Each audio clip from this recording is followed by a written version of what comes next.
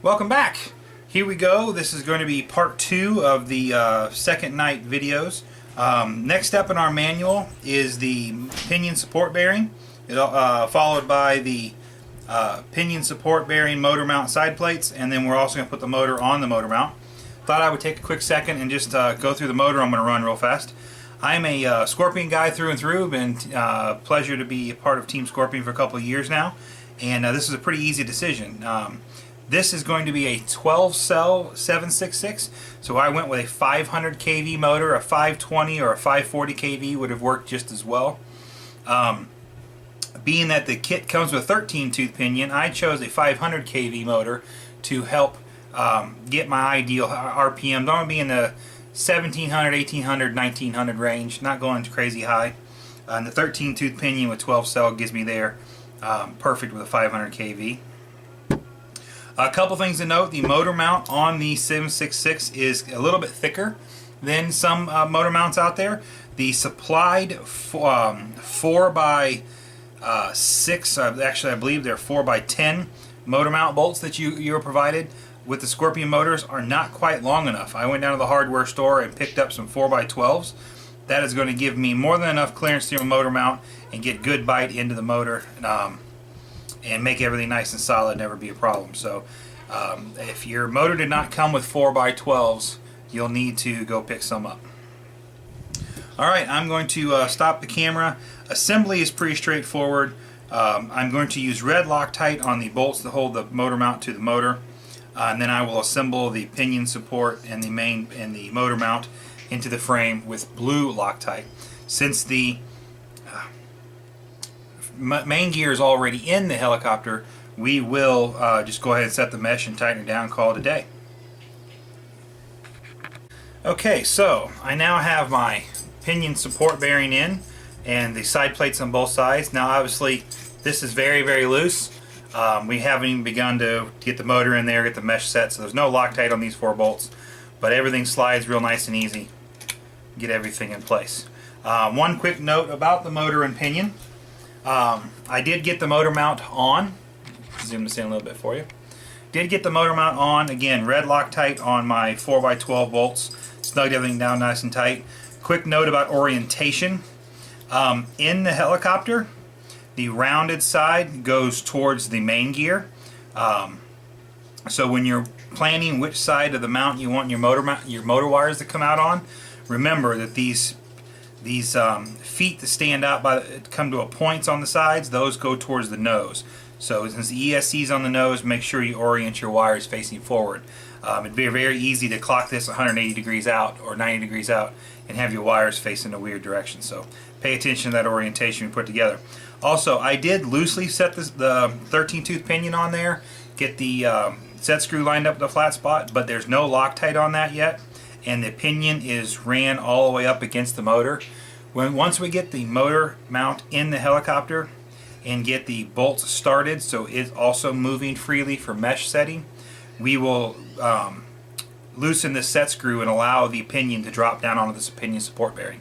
This is very important. This pinion has a ridge on it that is designed to grab the inner bearing race on the pinion support bearing.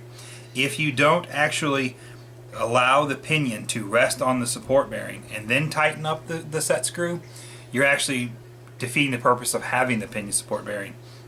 The pinion support bearing there is to keep the downward force created by the helical gear from pulling the shaft out of the can, and it also helps increase the life of your motor bearings. So when we get this all together, I'll go through it one more time, but we're going to put this in the helicopter. Again, do not Loctite these bolts yet. We've got to set the mesh just yet. Okay, I want to try to show you how I do this. I have the motor in now, and I've got the majority of the motor mount bolts are in but not tight. The way I set the mesh is I push the motor in until it's too tight, and then I back it off just a touch. Just like the spur gear, this is a darn near zero lash joint. You need to have little lash. The gear is going to expand as it gets hot, but you don't want to have a bunch. Basically, you just want to be able to just hear it click. And you got to try it in several places around the main gear, because you're going to have places where the mesh is slightly different. Alright, so this is feeling pretty good. And then what I do is after I tighten one of the bolts, and I check it again just to make sure nothing has changed. And I'll come up here and I'll tighten maybe the 2 bolts on the pinion support bearing on this side. Check it again, just to make sure as things are snugging up, they're not moving. Feeling good. Now I'm going to rotate the helicopter. Do the same process on this side. Check the mesh. Snug up some bolts. Check it again. The mesh is still feeling good. We're going to snug up another one. And then you just repeat that process until you have all 10 of the motor mount and pinion support bearings tight and the mesh feels good. Also, this is really hard to film, so I didn't try, but now that the mesh is set, you can look down inside the main gear here, down in through here through the front, and you can get your 1.5 in there and loosen that set screw to make sure the pinion is up against the pinion support bearing. Do not forget to Loctite the set screw. I use red there. I'm going to go ahead and stop the camera. I'm going to pull all of my motor mounts, motor mount bolts one at a time, and Loctite and tighten them back up. Be 120% sure my mesh feels good. And when we come back, we're ready to look at the next step in the manual. Alright, this bad boy is getting hard to keep in the camera frame. As you can see, we now have the motor is in. All 10 bolts are tight. Mesh feels good. Checked in several places around the head, around the gear. That is good. Now, like just again, 120%. Be sure. Check your pinion. Make sure you Loctite that set screw.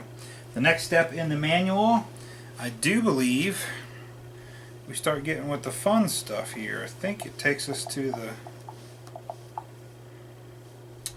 motor is in, mesh is set. Yep, now we're ready to put the ESC tray together.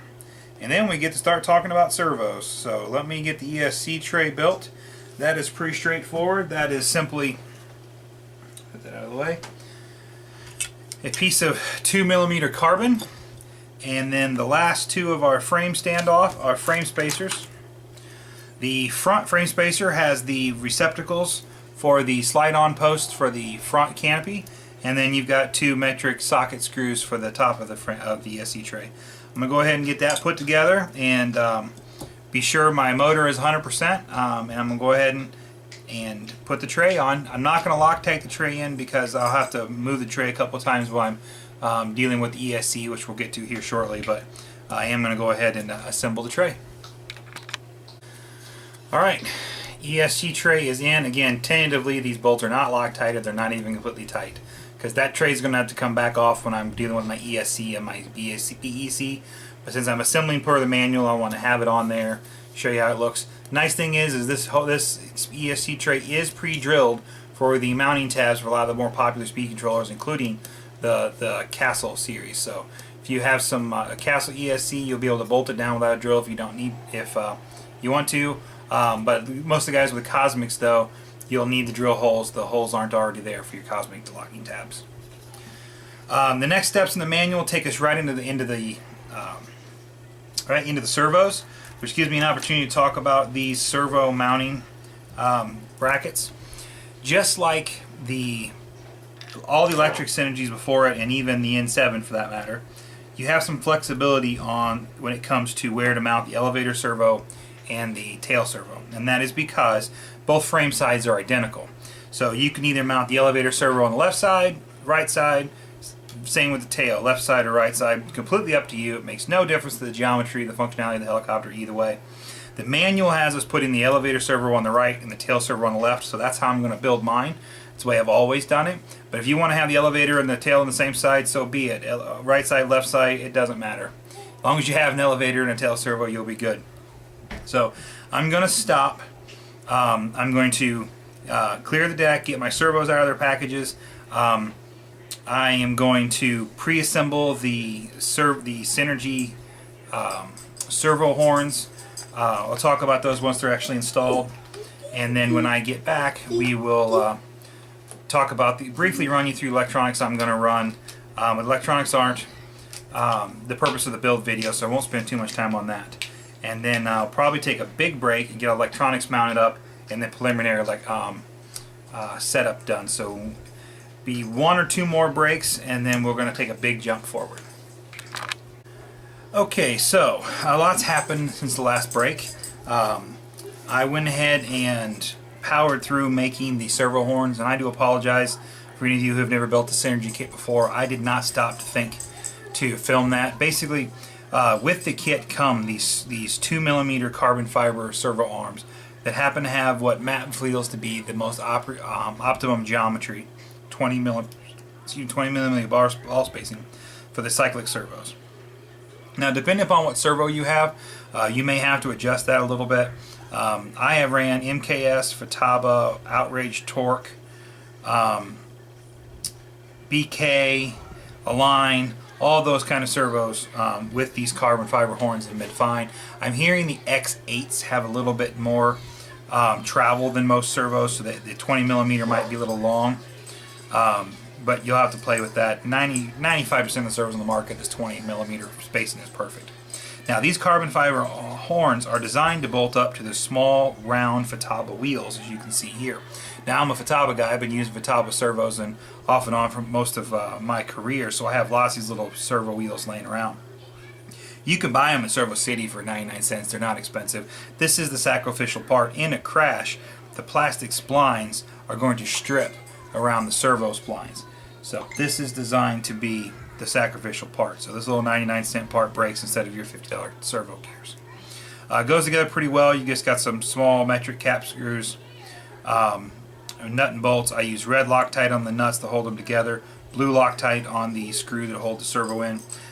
One thing I did do before I came back to camera, I powered all my electronics up, did a preliminary setup, set my endpoints and whatnot in the radio with my V-Bar Neo, so I was able to find center on these servos to build these horns, so as close to 90 degrees on the cyclics, on the aileron and pitch, and again as close to straight as I can with the elevator servo. That will just ensure I don't need a ton of electronic sub-trim. For the tail, I was going to run a BLS 276 HV tail, but it didn't come in time, and I don't want to hold up this build. I already had this brand new in the box MKS HBL 980. It's a really good high voltage narrow band 760 center pulse tail servo, 560 hertz refresh rate. It's a very good servo. I run this on my N7. I ran them on my E7 SEs. My Speedbird had one of these on it at IRCHA. It's a great tail servo. You're going to do just fine. The next steps in the manual are actually mounting these servos and going through that process. You've got 4 of these little aluminum braces. 2 are used to mount the elevator servo, and 2 of them are used to mount the rudder servo. The front 2 cyclic servos, or the aileron and the pitch as they're traditionally referred to, bolt right to the motor blocks, so those are pretty easy. A lot's going to happen in this next camera cut. In fact, I probably won't get back to filming this evening because I'm going to mount the servos and I'm going to do a little preliminary wiring. I'm going to solder up my speed controller, solder up my BEC, do a lot of little tedious things. I will show you all that at the beginning of the next video, but when we come back, we're going to be ready to talk about the swash plate and the pitch linkage.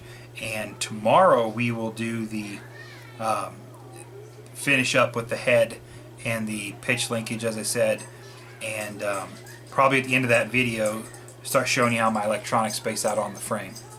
And then the final video probably won't be produced until Monday, but the final video will be building the tail, setting up the tail, and then some final overview. So we are a lot closer to being done than it feels. A lot's going to happen before this next break. So go get a cup of coffee. By the time you're ready to watch the next clip, it's going to be a lot more done.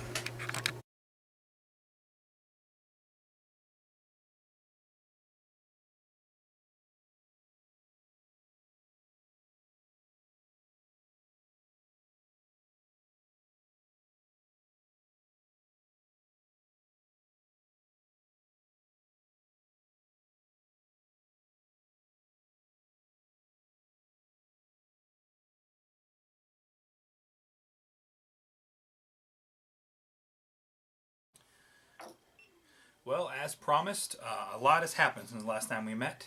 I have got my electronics installed. ESC is soldered up and wired. Servos are mounted. I do apologize. This thing is getting really hard to keep in the frame. Neo is mounted back here. Preliminary wiring done. Tail servo mounted. I did not bother to try to film any of that because how people run their wires and how people install servos, that's very subjective to your personal preference. There's a couple of things to note. You got to be careful bringing the wires past the motor because the canopy does snug up there. So I opted to split the RPM wire going down a different side so that I could not have as much hanging off this side. Also, I did have to use some extensions. The Castle ESC lead and the RPM leads were not long enough to reach the back. It's a pretty big helicopter. So having the RPM wire on the other side allowed me to get this extension nice and flat, so it's not going to interfere with the swash plate. I might have to do some fine tuning in that wiring as I get the helicopter built and go through the setup, make sure there's nothing interfering with the travels of the swash or the servos, because there are a lot of wires that run through the areas where the linkage goes. But I'll fine tune that when I'm doing the setup, no problem. Next, if I remember correctly in the manual, I'm pretty sure that next we need to start talking about the head linkage and the rotor head. Let's double check that real quick. Yep, we're going to clear the deck. I'm going to get out my linkages and get those pre-assembled, and when I come back I'll go through the recommended links on the swash plate and pitch links. Welcome back. Well, as you can see, I have the main rotor head and the swash plate, linkage, and the pitch grip arms laid out in front of us. The next step in the manual is not actually the pitch links like I believed. It is the swash plate, which is good. I love dealing with the swash plate. This is another area where Matt has changed the game a little bit with his designs. This is no longer a press fit swash. Everything is user serviceable and comes apart. We are going to tear this guy down and look at the individual components and then put her back together. Make sure everything's Loctited. As you can see, all these balls are loose. There are 8 2mm bolts here that we'll have to pull out and Loctite, as well as check the inner ring for movement there. So I'm going to go ahead and cut the camera, set the rotor head and the pitch arms aside, and break down a swash plate. Alright, as you can see, we now have our swash plate completely torn down. This is the outer ring. Now, I did not press the bearings out of the outer ring. I didn't want to risk damaging them, but to get them out you would just loosen this 3mm bolt here, and then you might need a little bit of press pressure, but these bearings can be replaced without replacing the whole swash plate now, which is really nice. Looks like a Delrin Heim ball. You got these Delrin bushings that actually go in the two halves of the inner ring are exactly that. They are the surfaces that the ball moves on, so it doesn't bind on the aluminum. Aluminum doesn't tear it up. And then of course you've got the lower and the upper inner swash ring. These are the two pieces that come together, not only hold the Heim ball together, but this is where your inner swash balls bolt. Reassembly of this is pretty straightforward. All the bolts get Loctite. Nothing on this system had Loctite when I pulled it apart. So just pay particular attention. These bushings don't have a right or wrong. Just make sure you definitely get one on each side. And make sure when you're assembling the balls, the short swash balls go on the inner ring, the long swash balls go on the outer ring. It'll actually be pretty easy because if you try to put the long swash balls on the inner ring, you'll be one short. And then this is the anti-rotation pin. It's nothing more than a 3x12 with a brass spacer and 3 radial bearings. These actually go in the anti-rotation guide, and the bearings allow it to keep it from rotating but travel up and down the guide smoothly. So I'm going to go ahead and reassemble this. Again, this is an area I'm going to use red Loctite. This is an area that will cause catastrophic failure if there's a problem. So I am going to use red. Personal preference there. It will make disassembly more difficult. You'll have to warm it up. But something comes apart on this, you're not having a good day. So I think it's worth the effort. I'm going to go ahead and cut the camera and we'll start Loctiting. Okay, our swash plate's all the way back together. Inner ring moves nice and smooth. No play. Red Loctite on all 4 inner swash balls. Red Loctite on all 3 outer swash balls, as well as the auto rotation pin. Just be very careful with the auto rotation pin that you do not let red Loctite wick up past that brass bushing. Otherwise, you're going to impede the performance of the rotation and rotation pin bearings. But pretty straightforward. The hind ball moves nice and smooth. Inner swash ball is snug. Make sure you double check this bolt, this clamp bolt, which is used to take up any excess play in the bearings. On mine was loose. I pulled it out, used a little blue. It's technically a pinch joint. You shouldn't have to use Loctite, but I felt better about putting a little blue on it. And swash plate looks good, ready to go on the helicopter. I also jumped ahead. The very next step has us do the pitch links. Excuse me, the servo to swash links. And I went ahead and did those up. And putting the links together is tedious and annoying. I didn't want you to sit there and watch me do it. But one thing I do want to point out, and I'm going to zoom this camera in real good here. For the first time ever, Matt is shipping turnbuckles with the helicopter. And this is a neat little addition. One side of this is right-hand thread, one side is left-hand thread. You tell the difference. There's a little mark. It's right here on mine. You can see that on one side has that extra stripe. That's the left-handed side. Makes it real easy because you can use the turnbuckles to get the links exactly the same, which is pretty nice. Now, Matt did a lot of testing with the links, and the math comes out.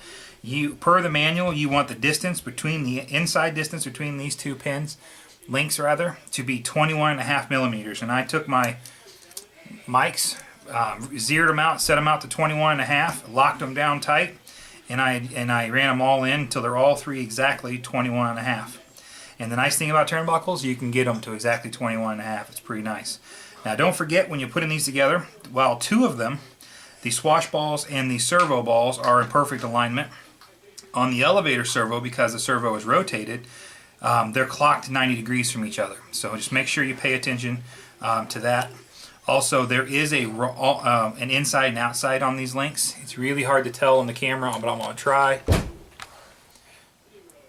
See how one side has that little boss and the other side doesn't? It's like a little halo. That's the outside right there, no halo. That's the inside with the halo. It's really hard to tell on the camera, but it's pretty obvious in person. Just remember that when you're sizing these and putting them on the helicopter, the side with the halo is the inside. So speaking of sizing, very important, we talked about this before, Bodo sizer. These links are molded. There will be some tolerance differences. You do not want them to be super snug. I'm going to take this opportunity while I've got the swash off to size these links, size both ends. Be a little easier now on my table than I'm trying to do it on the bird. You want these to snap on and off crisply and be snug but move freely. You don't want there to be any play. If you oversize one of these, it's okay. The extra parts bag has one or two extras for you.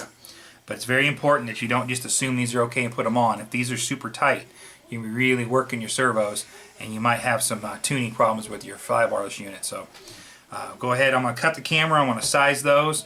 I'm going to install the links and the swash on the helicopter and we'll be back.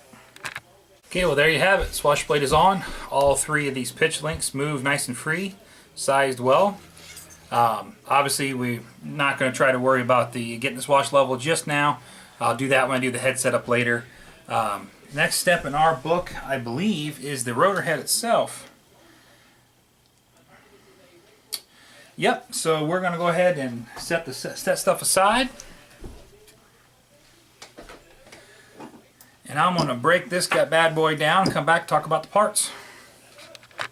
Okay, now as you can see I have the head mostly torn down. I have not taken the swash followers apart yet. I'll do that after I've got the grips assembled. Over here in this bag are the actual grip arms. We'll talk about those in a second. I want to talk about what's inside the head here. Obviously most of this is pretty straightforward. You have a 10mm spindle with quite massive, I believe those are 6mm I think, spindle bolts, massive with shims. Inside the grips you'll find everything you expect. You have an outer radial bearing, a 1mm shim, thrust bearing, radial bearing, another shim. Then on the other side of the head you have everything that matches. 1mm shim, radial bearing, thrust bearing, outer 1mm shim, and another radial bearing. The actual components of the head are not any different than the E7 or N7 or really any head out there, with one exception. This system offers a progressive dampening system right out of the box. You have four called quad dampers, so a total of 4 dampers The red ones are a softer, and the blacks are the harder. The manual, I believe, does tell me the actual durometer of them. Yes, the red ones are an 80 durometer, and the black ones are a 90. You know, it's just a fancy way of saying the black ones are harder than the red ones. They're easier. The red ones smush easier. So what we do here is, out of the box, it recommends you put the soft ones in the middle and the hard ones on the outer. I recommend you start there. If you're doing F3C, F3N, really low head speed stuff, you probably want to order another set of red ones and run all 4 red. If you're a smack crack 3D'er, you might appreciate all 4 black. Me, on my alpha model, I've been running as the factory recommends. The red ones in the center, black ones on the outer. Everything greased up very well. This is another application for our Botolube. You want to grease these dampeners up very, very well so that they can move around and compress and release inside the head. You also want to lubricate this axle pivot. This goes here in the middle and actually pivots with the swash. Properly lubricating the dampeners is going to do a couple of things. It's going to help the dampeners last longer. It will also help prevent wobbles. I'm going to tell you, with the stock configuration of dampers, I have tested head speeds as low as 1300 and as high as 2000, and anywhere in between in 50 RPM increments, and not had a single wobble. It's absolutely been the smoothest flying head I've ever built. So I'm going to assemble it per the factory recommendations. Grease everything up, red inners, black outers. Again, you want to lubricate these thrust bearings. There's no grease in them already. Got my Botolube handy that'll be put in there. And when I assemble this, I know I said I like to use red. Given the sheer size of these spindle bolts, I am going to use blue Loctite on them. Red would probably mean they would never come apart. There's just so much threads there. They're going to have plenty of power. And then again, I have my trusty Rednet Grippy here that's going to give me, allow me to hold the spindle while I tighten the outer spindle bolt, and then I can assemble everything and use my dual Allens to tighten her up. So I'm going to cut the camera, lubricate everything, build the head, and when I come back we'll be talking about these pitch links. There it is, all assembled and lubricated. Grips move nice and spin freely, have no in and out play. Tons of grease on the dampeners, tons of grease in the thrust bearings. It's a very well built head. I love the size of this. This head is just so much bigger than the E7 head. It really does have a presence in the air. It's fantastic. Now I'm going to cut the camera and tear down the follower arms and pull the pitch links out, and we'll talk about all that next. Okay, real quick. I'm only going to tear down one swash follower at a time because there's a lot of little shims in here. I don't want to lose them. Inside each swash follower you have 2 radial bearings and a spacer in between them. Between the follower arm and the head, and the follower arm and the washout adapter, there are tiny little shims. I mean, these things got to be like 0.2. The purpose there is the shims connect the inner bearing race of the bearing to the stationary portion of the head, so the arm can rotate on the bearing and not scratch up the head and bind. So one important tip though is actually this stud that goes into the, I gotta find the right driver. I can't find my small driver. Helps if I take it out of the box. The stud that goes up inside this follower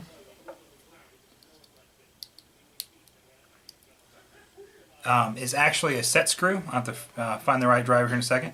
You want to pull this out first before you try to remove this 3mm bolt, or this set screw is just going to tear the threads up on that 3mm. So back the follower link out and the stud out before you loosen up this screw. So as it is, you can see it's all disassembled. I'm going to assemble it all back with Loctite in the appropriate places, and do the other follower arms as well. Well, there it is. Washout arms are done. Have not tightened these bolts yet, obviously, because those are the pinch bolts for the head. I'm going to put it on. Real quick, I want to talk about these pitch arms real fast.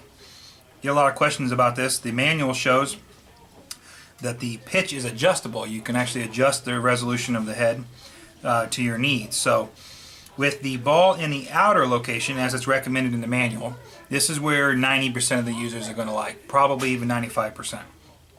With my V-bar, it is generating really good values. I think I'm at 98 for collective and right at 100 for a cyclic.